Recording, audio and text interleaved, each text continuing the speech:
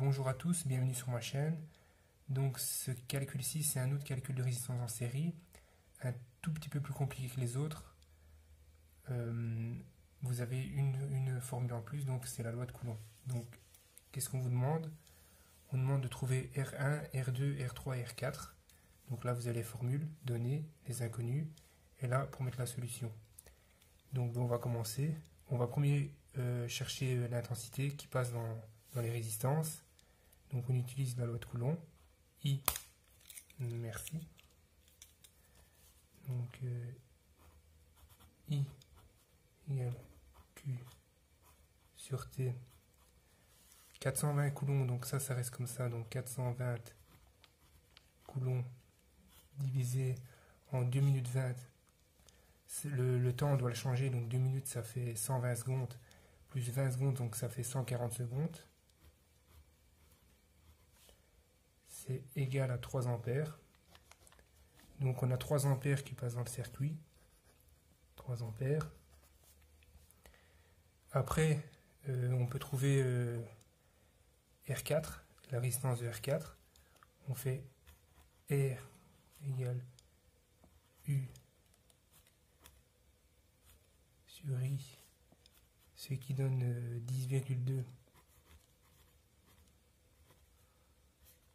divisé en 3 ampères égale, vous avez 3,4 ohms. Donc R4 c'est une résistance de 3,4 ohms.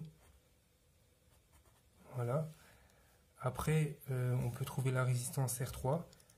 On fait donc 17,7 volts moins 10,2 volts, ce qui vous donne 7,5 volts.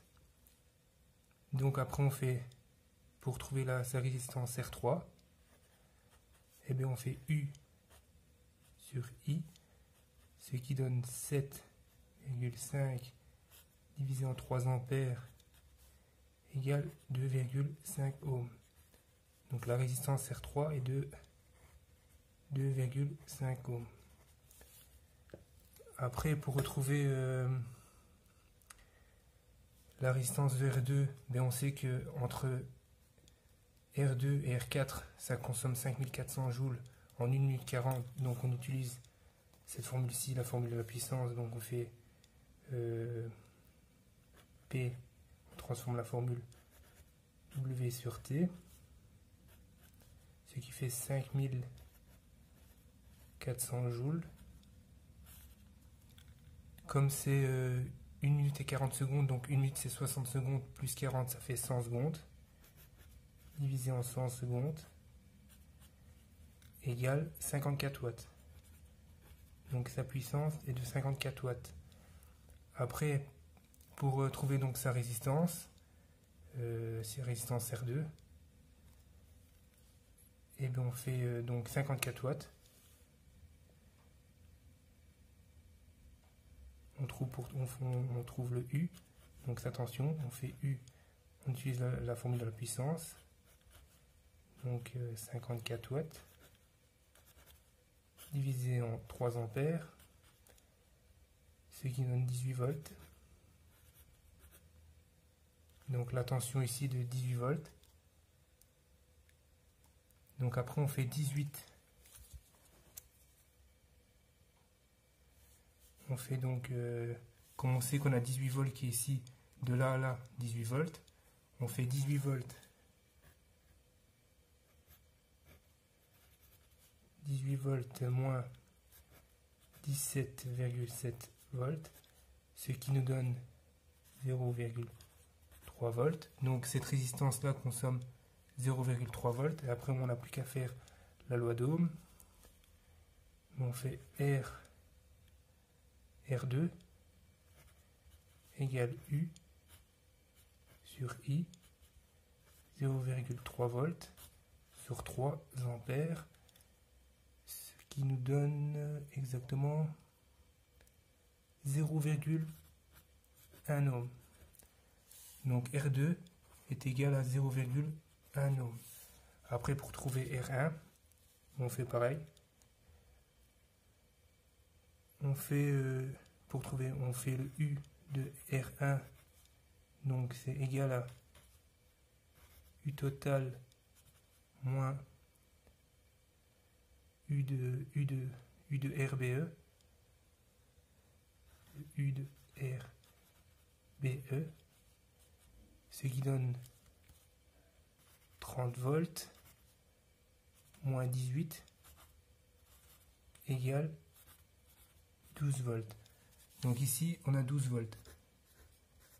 Après, bon, on fait pour trouver sa résistance, on fait R, donc R1,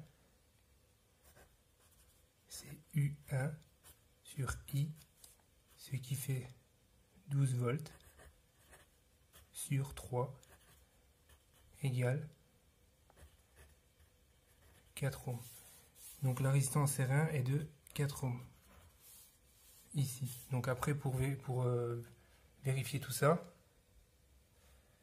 et ben on additionne les résistances. 4 ohms plus 0,1 ohm plus 2,5 plus 3,4 ohms, ce qui est égal à 10 ohms total. Donc pour trouver sa tension totale, on fait U total égale R total fois I, ce qui donne 10 ohms fois 3 ampères égale 30 volts. Et voilà.